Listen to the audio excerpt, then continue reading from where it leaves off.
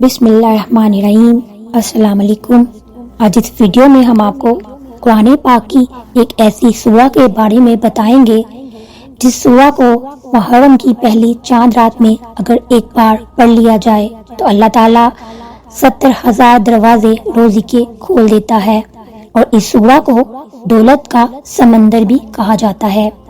اسلامی سال کے پہلے مہینے ماہ محرم کے بارے میں، جسے اللہ تعالیٰ نے حرمت والا مہینہ قرار دیا ہے اور جس کی فضیلتیں بے شمار ہیں، محرم صرف اسلامی کیلنڈر کا آغاز نہیں ہے بلکہ روحانیت، صبر، تقوی اور قربانی کی لازوال مثالوں کا مہینہ ہے۔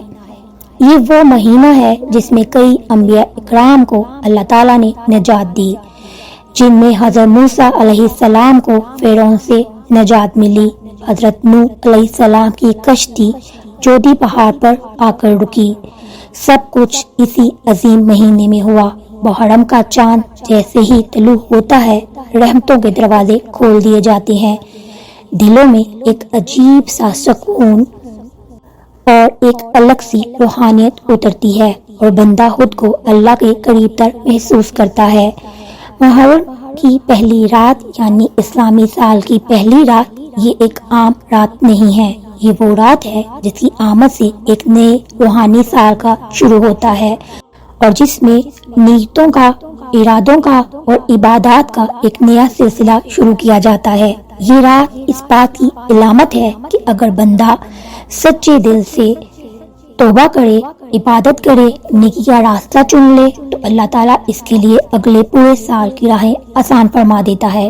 اس رات اللہ آسمان کے دروازے کھول دیتا ہے، فرشتے زمین پر اترتے ہیں، دعائیں عرش تک پہنچتی ہیں اور بخشش کے فیصلے ہوتے ہیں۔ یہ رات دعا کی رات ہے، نیتوں کو درست کرنے والی رات ہے، اپنے دل کو پاکیزہ بنانے والی رات ہے۔ محرم کی پہلی رات وہ گھڑی ہے جب ایک مومن کے لیے نیا سفر شروع ہوتا ہے۔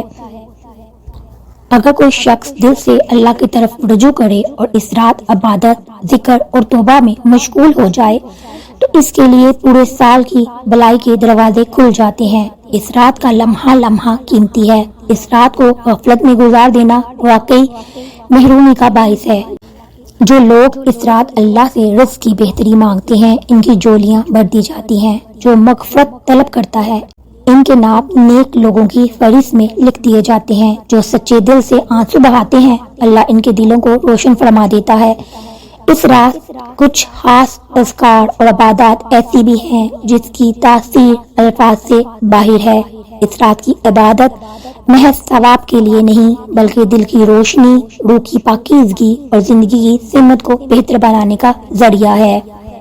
محرم کی رات میں کیے گئے اذکار بندے کی قسمت بدل سکتے ہیں۔ دل پر پڑی غفلت کی گرد صاف ہو جاتی ہے، رزق میں کشادگی آتی ہے اور سب سے بڑی بات یہ اللہ کی محبت دل میں جاگزیر ہو جاتی ہے۔ اس مبارک رات میں نوافل پڑھنے، توبہ کرنے، قرآن کی تلاوت کرنے، اللہ کے اسماء حسنی کا ورد کرنے کا خاص اجر ہے۔ جو شخص اس رات اللہ کا قرب حاصل کرنے کی نیت سے جاگتا ہے، عبادت کرتا ہے، ذکر کرتا ہے، اللہ اس کی زندگی کے ہر شعبے میں برکت عطا فرماتے ہیں۔ یہ وہ رات ہے جب بندے کی نیتیں، ارادے اور دعائیں اللہ کے حضور پیش کی جاتی ہیں۔ اس رات کو جاگ کر گزارنا بندے کو اللہ کا محبوب بنا دیتا ہے۔ محرم کی پہلی چاند رات اگر کوئی بندہ صرف ایک مرتبہ سورہ واقعہ کو اخلاق کے دل سے پڑھتا ہے یا اس کی تلاوت کر لیتا ہے تو اللہ تعالیٰ اس کے لیے رزق کے 70,000 دروازے کھول دیتا ہے۔ سورہ واقعہ، جسے رزق کی سورہ بھی کہا جاتا ہے، اس سورت کو دولت کا سمندر بھی کہا جاتا ہے۔ اگر کوئی بندہ روزانہ اس سورہ کی تلاوت کرتا ہے تو اللہ اس کے لیے رزق کے دروازے کھول دیتا ہے۔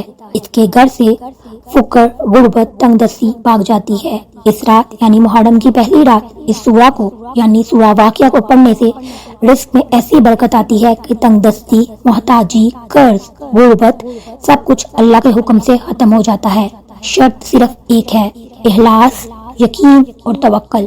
جب بندہ اللہ پہ مکمل بھروسے کے ساتھ اس رات اس سورہ کی تلاوت کرتا ہے، سورہ واقعہ کی، تو رب العالمین اس کے لیے آسمانوں کی راہیں کھول دیتے ہیں، رزق کے بند دروازے کھول دیتے ہیں، اور پورا سال اللہ اس پر اپنی رحمتوں کی بارش برساتا ہے، رزق کی بارش برساتا ہے۔ تو آپ نے محرم کی پہلی رات، چاند رات کو سورہ واقعہ کی تلاوت لازمی کرنی ہے، بلکہ سورہ واقعہ ہر رات پڑھ کر لازمی سوئیں۔ نبی پاک محمد مصطفیٰ صلی اللہ علیہ وآلہ وسلم نے فرمایا کہ اپنی گھر کی عورتوں کو سورہ واقعہ پڑھنے کی تلقین کرو، ہمارے گھروں میں برکت ہوگی، رزق میں برکت ہوگی۔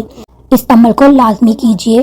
اللہ تعالی ہمیں توفیق عطا کرے اور ہم روزانہ سورہ واقعہ کی تلاوت فرمائیں۔